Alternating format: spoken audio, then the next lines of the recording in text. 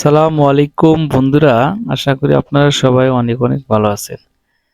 তো বন্ধুরা, থাম্বনেল থেকে হয়তো বুঝেই গেছেন যে আজকে আসলে কোন টপিক নিয়ে আপনাদের সামনে আমি আলোচনা করব। আজকে আমি আলোচনা করব যে ছাগল পালনের ঐতিহ্য নিয়ে। আসলে বাংলাদেশের বুকে বাঙালিদের জন্য ছাগল পালন যেন একটা আশীর্বাদ স্বরূপ। বা আসলে এই ছাগল পালনটা এতটাই বাংলাদেশের জন্য জনপ্রিয় যে আমাদের অঙ্গ-প্রত্যঙ্গের সাথে গবাদি পশু যেন ওতপ্রোতভাবে জড়িয়ে আছে। আসলে আমরা যারা গৃহস্থ বাড়ি আছি বা গৃহস্থ করে খাই, আমরা যারা চাকরি কম করি বা আমাদের সংসার মূলত কৃষিকাজের উপর দিয়ে চালাতে হয়, তো তাদের জন্য যে একটা ছাগল যেন একটা মহিষের সমতুল্য বা একটা ৫০,০০০ টাকা দামের চাকরির সমান।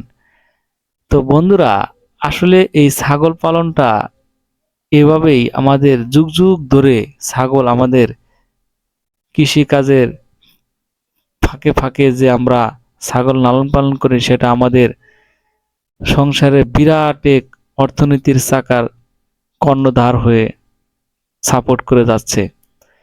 তো এই ছাগল পালনের সাথে আমার অনেক স্মৃতিচারণ রয়েছে। যেমন ধরুন যে আমার ফর্ম ফিল আপের টাকা এসএসসিতে সেই ছাগল বিক্রি করে দেওয়া, বা বোনের বিবাহ দেওয়া সেই ছাগল বিক্রি করার টাকা দিয়ে, কোনো একটা অনুষ্ঠান ছাগল বিক্রির টাকা দিয়ে, কোনো একটা আকিকা করা ছাগল দিয়ে, বা মায়ের গহনা বানানো ছাগল দিয়ে, বা এই ছাগল দিয়ে যে কত কিছুই না করা হয়, বা ছোট্ট ছোট্ট ঋণ পরিশোধ করা।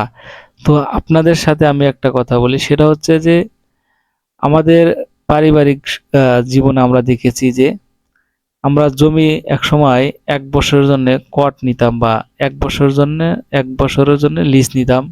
তখন ছিল ১৩০০ টাকা থেকে ১৫০০ টাকা। তো সেই টাকাটাও মা ছাগল পালন করছে, বাবা সেটা বিক্রি করে ১৩০০ টাকা বিক্রি করে সেখানে ১ বছরের জন্য চুক্তি, যে জমিটা তার টাকা দিয়ে নেওয়া হয়েছে। তো সেই জমি থেকে আমরা বছরে ৩টা ফসল পেতাম। তো দেখুন আসলে ছাগল বিক্রি করে আসলে কত কত জায়গায় যে সাপোর্ট নেওয়া যায়, সেটা আসলে বলার বাইরে। আমরা অনেক সময় ছাগলকে অবহেলা করে বা ছাগল পালনকে ছোট করে দেখি, বা ছাগল অনেক পালন করি না, বা বৃষ্টি বাদলার দিনে ছাগল পালন একটু কষ্টসাধ্য হয়ে যায়, যে ঘাস পর্যাপ্ত পরিমাণ যেখানে সেখানে পাওয়া যায় না। তো তখন আমরা একটু দানাদার ঘাস, দানাদার খাবার ইউজ করব, এবং কি ঘাস আমরা নিজেরা চাইলেও ২-১টি সোফা বলি আমরা, ২-১টি সোফা লাগাইতে পারি, যে ২-১টি সোফা লাগাইলে বা ২-১টি জায়গায় ২-১টি সারি লাগালে এমন ঘাস আছে যেগুলা গরুও খায়, ছাগলও খায়, এবং কি লাগালে সেগুলো অনেক ভালো হয়। তো আসলে কোন কোন ঘাস ছাগলকে খাওয়ানো যায় বা লাগানো যায় সে বিষয়ে আমরা আলোচনা করব সামনের কোন একটা ভিডিওতে, যে এই সব ঘাস লাগালে আমাদের বর্ষার দিনে বা যে সময় ঘাস তেমন একটা পাওয়া যায় না চরাঞ্চলে, তো সে সময় আমরা আমাদের আবাদি জমির ঘাসগুলো খাওয়াতে পারবো।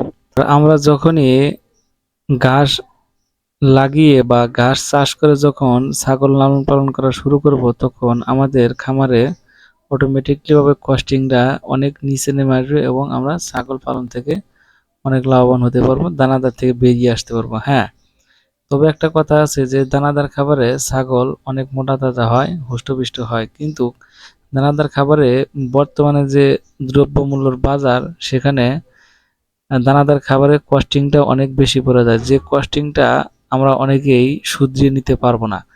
কারণ অনেকেই আছে শখের বশে খামার ছাগল পালন করে থাকেন, আর অনেকেই আছে যে একটু অর্থনৈতিকভাবে লাভবান হওয়ার জন্য বা সংসারে হাল ধরার জন্য ছাগল পালন করে থাকেন। তো যারা শৌখিনভাবে লালন পালন করে থাকেন, তারা দিনে একটা খাসি ছাগলকে ১ কেজি ২ কেজি ৪ কেজি পর্যন্ত ভুসি খাওয়িয়ে থাকেন, বা সব মিলিয়ে ছোলা, ভুসি, চাউল সব মিলিয়ে ৩-৪ কেজি খাওয়ান। কিন্তু একজন খামারি কখনো এভাবে খাওয়ালে সে কখনো লাভ করতে পারবেন না। এজন্যই বলি যে আমরা অবশ্যই কাঁচা ঘাস দিয়েই ছাগল পালন করব, এবং সেটা অবশ্যই দেশি ছাগল দিয়ে আমরা পালন শুরু করব। বন্ধুরা, আজকের ভিডিও থেকে আমরা আসলে ছাগল পালনটা বাংলাদেশের জন্য অতি একটি গুরুত্বপূর্ণ প্রাণী। কারণ বাংলাদেশের ম্যাক্সিমাম লোকই হচ্ছে দরিদ্র সীমার নিচে বসবাস করে। বর্তমানে যদিও একটু স্বাবলম্বী হয়ে উঠছে সবাই, কিন্তু এখনো পর্যন্ত অনেক অনেক অঞ্চল আছে যেখানে মানুষের কর্মসংস্থান খুবই কম। তো সেখানে এই ছাগল পালনটা জনবহুল, এবং চরাঞ্চলে, বিশেষ করে চরাঞ্চলে এই ছাগল পালনটা অনেক লাভজনক। ওখানে ফাঁকা জায়গার পরিমাণটা থাকে বেশি। তো আমরা অবশ্যই ছাগল পালনের ক্ষেত্রে জাত নির্বাচনে সবচাইতে গুরুত্ব দিব বেশি। তাহলে আমরা দেখা যাচ্ছে যে এখান থেকে আমরা অনেক প্রফিট আনতে পারবো। তো আজকের ভিডিও পর্যন্তই। ধন্যবাদ সবাইকে। আসসালামু আলাইকুম।